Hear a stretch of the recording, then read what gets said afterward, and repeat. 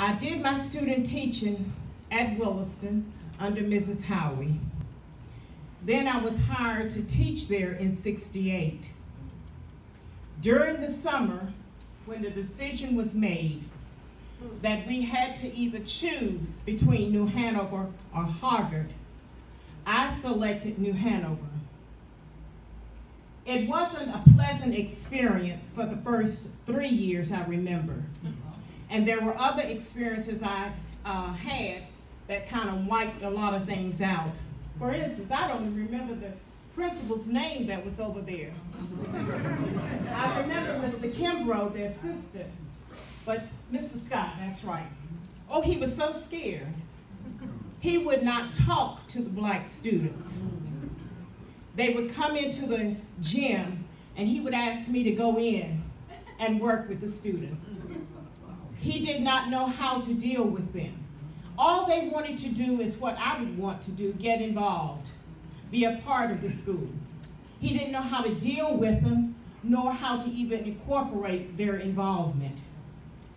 He also would allow parents to come up to the door. I taught biology on the end near Princess Street on 10th on Princess side. Parents would come up to the door and they would see this face, this body, and say, no, my child will not be taught by this end blank. They would go to the office and he, of course, would remove them from my class. However, the students, the white students, were more cooperative than the parents.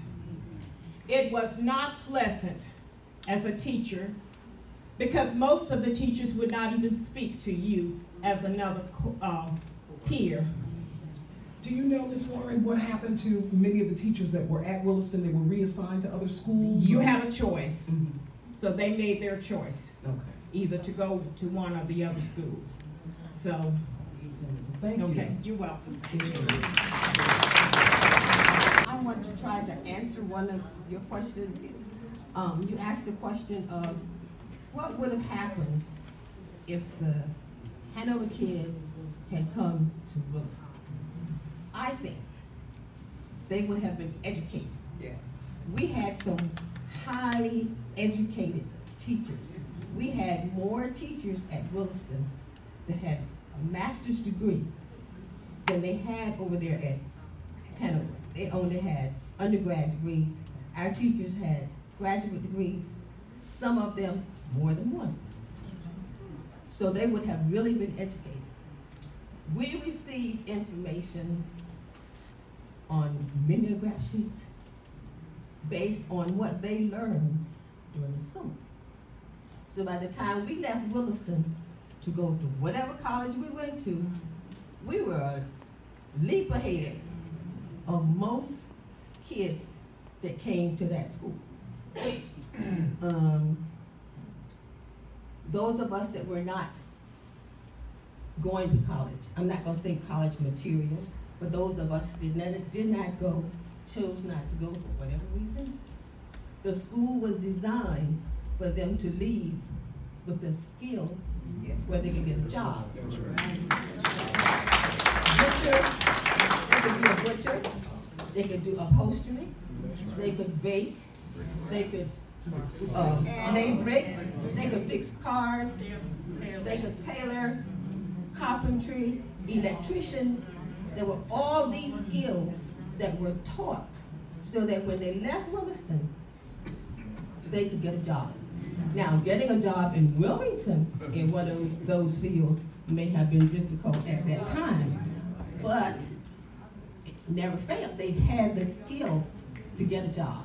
So if they had come to Williston versus sending us outside of Williston, thank God I was in '67, but if they had sent them into Williston, they would have been educated. As all the panelists have said, the teachers were teachers, not instructors. And they taught the whole student, not just the book.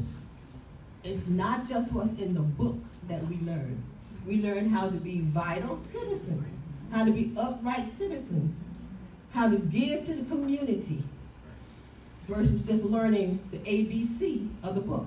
So I think they lost out by not coming to Williston. And unfortunately, I think we lost out too by having to go to New Hanover. Yes, that was, If you'll speak into the mic. we weren't accepted at all in just basically everything. But when the first year of school, we weren't even a part of Parker. They had to house us over, we went to school over at Roland Rice. They had a 9th and 10th grade. And then we had to walk through the path whenever we had an assembly or whatever we had to go through. But mostly anything that we tried out for, none of us would make it. It was always an excuse, and we just didn't have anything to do with it. Yeah. Mary, was that the case for you as well? Yes, when we were, sophomore year I was at Williston, so the next year I had to go to New Hanover because the dividing line was Martin Street, I think it was. But because I lived on the other side, I still, because of my closeness to New Hanover. So I went there. They didn't even speak to us a lot of the times. We never knew of anything that was happening or we could get or become a part of. The teachers didn't even want to address us by our names because when I was growing up, I went by my middle name, Burnett. And so I never forget my 11th grade year when I went in the homeroom for the teacher. She said, "What is your name?" I said, "Burnett Davis." She said, "Burnett? I've never heard of that." She says, "Do you have any other name?" I said, "Yes. My name is Mary Burnett Davis." She said, "Well, we'll call you by Mary." And I mean, just simple little things they did not want us a part of. They did not want us to be on the same grounds with them. They used to spit at us, kick at us, trip you up if you tried to walk too close or walking by. You know, it's very uncomfortable. We never felt included the whole time we were there. And I was there the last 2 years, and I was so glad when I graduated in 1970. Now we're talking about the year 1968, but clearly Brown versus